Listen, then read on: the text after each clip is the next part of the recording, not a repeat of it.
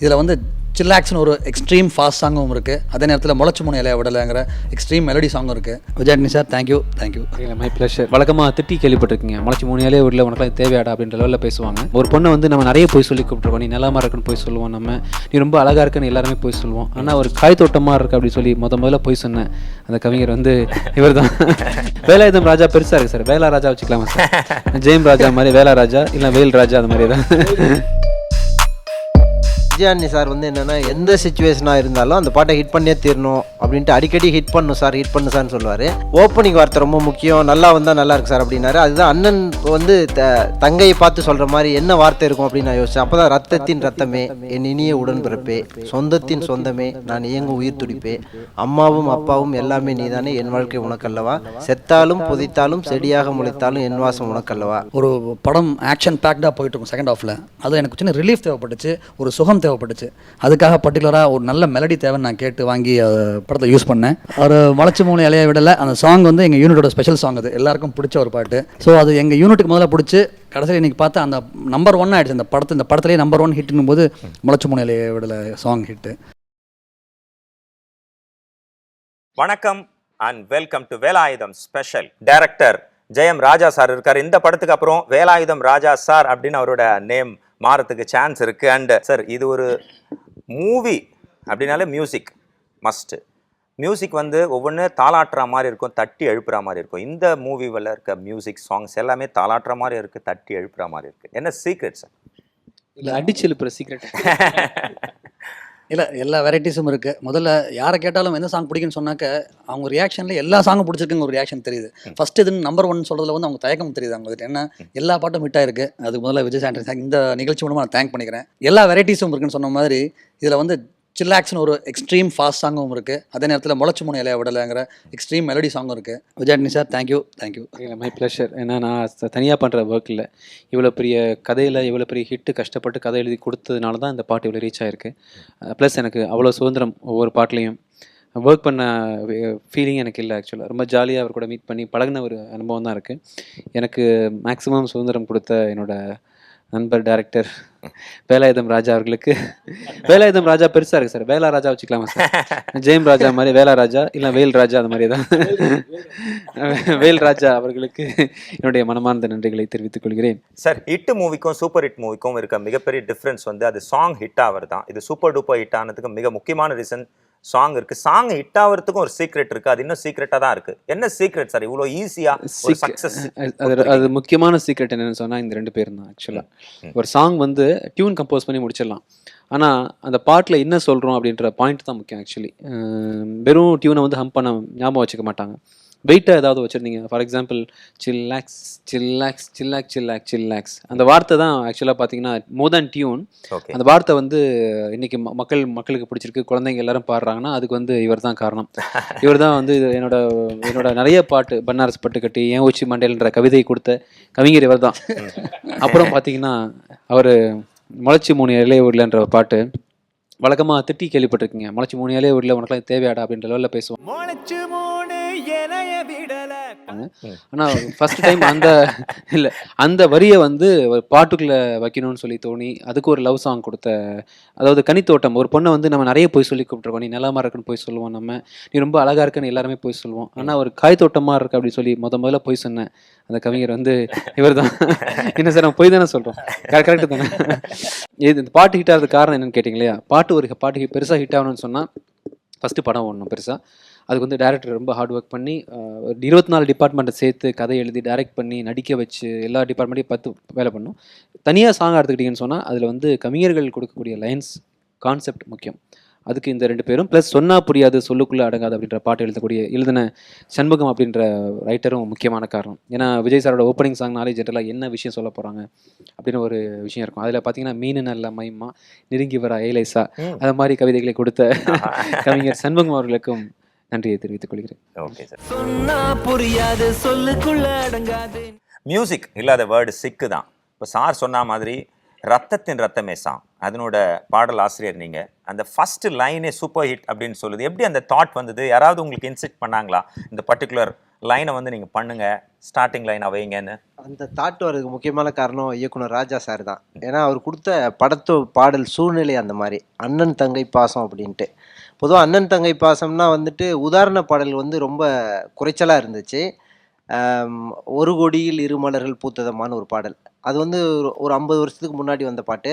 அதனால் அண்ணன் தங்கை பாடலை எப்படியா ஹிட் பண்ணும். விஜயானி சார் வந்து என்னென்னா எந்த சுச்சுவேஷனாக இருந்தாலும் அந்த பாட்டை ஹிட் பண்ணியே தீரணும் அப்படின்ட்டு அடிக்கடி ஹிட் பண்ணும் சார் ஹிட் பண்ணு சார்னு சொல்லுவார். இந்த அண்ணன் தங்கை சுச்சுவேஷனை பொறுத்த வரைக்கும் ஓப்பனிங் வார்த்தை ரொம்ப முக்கியம், நல்லா வந்தால் நல்லா இருக்கு சார் அப்படின்னாரு. அதுதான் அண்ணன் வந்து தங்கையை பார்த்து சொல்கிற மாதிரி என்ன வார்த்தை இருக்கும் அப்படின்னு நான் யோசித்தேன். அப்போ தான் ரத்தத்தின் ரத்தமே என் இனிய உடன்பிறப்பே, சொந்தத்தின் சொந்தமே நான் இயங்கும் உயிர் துடிப்பே, அம்மாவும் அப்பாவும் எல்லாமே நீதானே, என் வாழ்க்கை உனக்கல்லவா, செத்தாலும் புதைத்தாலும் செடியாக முளைத்தாலும் என் வாசம் உனக்கல்லவா அப்படிங்கிற பல்லவி வந்துச்சு. சாருடைய டியூன் வந்து ரொம்ப முக்கியமான காரணம். ரொம்ப ஸ்பீடாகவும் மெலடியாகவும் அதே சமயத்தில் கொஞ்சம் துள்ளலாகவும் ஒரு எல்லா விதமான ரசிகர்களையும் திருப்திப்படுத்தக்கூடிய ஒரு டியூனாக அதை போட்டிருக்காரு. நல்ல ஹிட் பாட்டு. எனக்கு வந்து என்னுடைய கேரியரில் நான் ஒரு மறக்க முடியாத பாடல் இது அப்படின்னு சொல்லலாம்.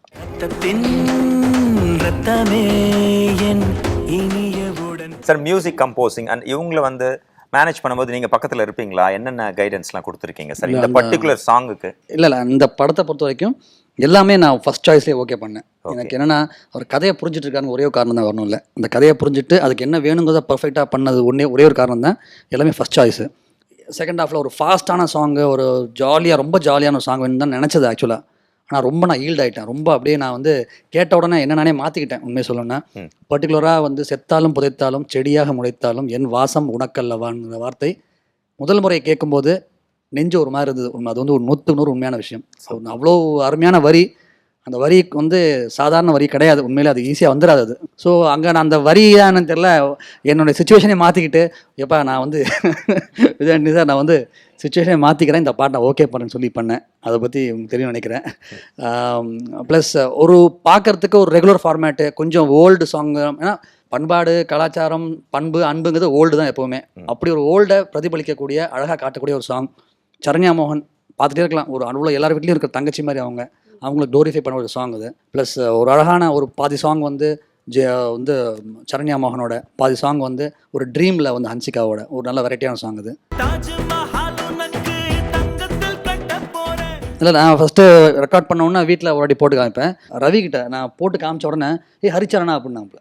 ஹரிச்சரன் வாய்ஸானே அவ்வளோ பாப்புலரான எனக்கே ஆச்சரியமாக இருந்தது. இந்த கேட்ட உடனே அவ்வளோ ஃபஸ்ட்டு 2 வரி தான் போச்சு. தம்பி ரவி வந்து ஹரிச்சரன் தானே அவ்வளோ நல்லா இருக்கு வாய்ஸ்ன்னு சொல்லி சொன்னான்.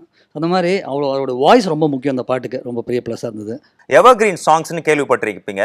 நிச்சயமா ஒரு 20-30 இயர்ஸ்க்கு அப்புறம் கூட இந்த ரத்தத்தின் ரத்தமே சாங் எல்லார் நெஞ்சிலையும் தாலாட்டா பாடிட்டு இருக்கோம். அந்த அளவுக்கு ஒரு அண்ணன் தங்கை ரிலேஷன்ஷிப்காக நெக்ஸ்ட் என்ன சாங் சார்கிட்டே கேட்கலாம். என்ன சாங் பற்றி டிஸ்கஸ் பண்ணலாம் சார்?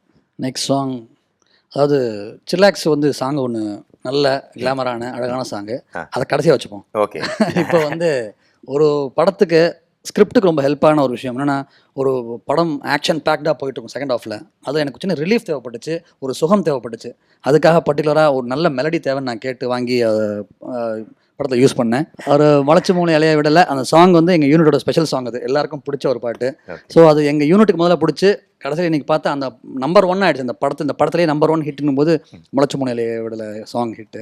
ஓகே, மியூசிக் டைரக்டர் கிட்ட பேசுறதுக்கு முன்னாடி லிரிசிஸ்ட் இந்த பாட்டை எப்படி நீங்கள் எழுதுனீங்க? என்ன சொன்னார் மியூசிக் டைரக்டர் உங்ககிட்ட வந்து? விஜய் ஆண்டனி சாரை பொறுத்த வரைக்கும் ஓப்பனிங் லைன் வந்து ரொம்ப கேட்சியாக இருக்கணும். ஏன்னா ஒரு பாடலினுடைய முகம் என்பது முதல் வரி தான். அந்த முதல் வரி வந்து சிறப்பாக அமைஞ்சிச்சுன்னா நிச்சயமாக வந்து அது எடுபட்டுரும் அப்படின்னு சொல்லுவாங்க. அப்போ வந்து முளைச்சி 3 இலைய விடலை அப்படிங்கிற வரியை சொன்ன உடனே இசையமைப்பாளருக்கு ரொம்ப பிடிச்சிருந்தது, இயக்குனருக்கு ரொம்ப பிடிச்சிருந்தது. அதாவது ஒரு காய்கறி சாங், ஒரு தோட்டத்துக்குள்ளே போன ஃபீலிங் இருக்குது லிரிக்ஸ் பார்ட்டை பொறுத்த வரைக்கும். இலையிலேருந்து காய்கறி பேர்லாம் வருது. இது யார் ஐடியா சார்? திருத்தொண்டர் புராணம்னு சொல்லிட்டு ஒரு புராணத்தில் வந்து பார்த்தீங்கன்னா சங்கும முனிவர் அப்படின்னு சொல்லிட்டு அவர் என்ன பண்ணுவார்னா, சீராளனுடைய அந்த பிள்ளைக்கறி சாப்பிட்றதுக்கு வரப்போ ஒவ்வொன்றும் சொல்லிட்டே வருவார்.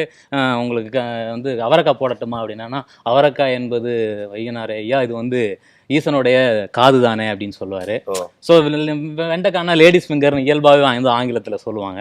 இப்படி வந்து அதில் பூசணிக்கானா தொப்பை, அது ஈசனுடைய தொப்பை அப்படிம்பார். இப்படி காய்கறி உணவே அவர் சாப்பிட மாட்டேன்னுட்டு கடைசியில் பிள்ளைக்கறி கேட்பார் அப்படின்னு சொல்லுவாங்க. ஸோ இந்த மாதிரி அந்த கான்செப்ட் மனசுக்குள்ளே இருந்ததுனால அந்த காய்கறிகளை வைத்து ஒரு பெண்ணை வர்ணித்தா எப்படி இருக்கும் அப்படின்னு யோசிச்சது தான் அந்த பாடல். ஓகே, வர்ணிச்சா பாசிட்டிவா வர்ணிப்பாங்க. அது என்ன சார் மூக்கு மிளகான்னு வர்ணிச்சிருக்கீங்க எங்க ஹீரோயினை பார்த்து? அது மூக்கு பார்த்துட்டு தான் நம்ம அது வந்து ஊட்டி மிளகா சார், காரமா இருக்கு. இல்லை அது இவங்க பாட்டுக்கு எழுதிட்டாங்க, யாரு மிளகா யாரு வெண்டைக்கான்னு நான் கன்ஃபியூஸ். ஏன்னா இந்த படத்துல 2 ஹீரோயின், 2 பேருமே அழகானவங்க, 2 பேருமே வந்து ஃபார்ம்ல இருக்கக்கூடிய ஹீரோயின்ஸ் 2 பேருமே. அந்த 2 பேர் வச்சு பாட்டு பண்ணும்போது கொஞ்சம் சென்சிட்டிவான விஷயம் தான், ஈக்குவலாக பண்ணணும், கரெக்டாக பேலன்ஸாக பண்ணணும்னு சொல்லிட்டு அதில் வந்து உண்மையிலேயே அந்த காய்கறியை பிரிக்கிறது ரொம்ப கஷ்டமாயிடுச்சு. ஓகே.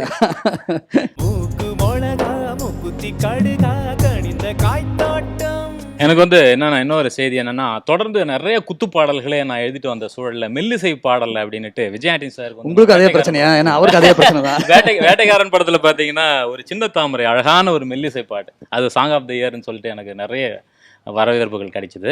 அதே மாதிரி இந்த படத்துல வந்து 2மே அழகான மெல்லிசை பாடல்கள், முளைச்சி 3 விளைய விடலை ஆகட்டும், மாயம் செய்த ஆகட்டும், 2ம் அழகான மெல்லிசை பாடல்கள்.